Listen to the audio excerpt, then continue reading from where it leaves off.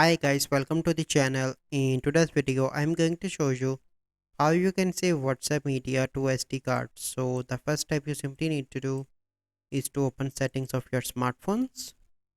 So once you open settings, you simply need to scroll down and click on system. So once you are here, you simply need to click on developer options. So once you are here, you simply need to scroll down. So let me find apps.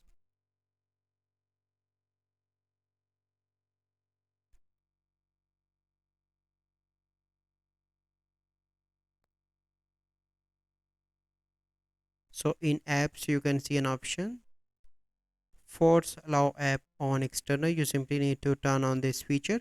After that, your all data will be saved on SD card for WhatsApp.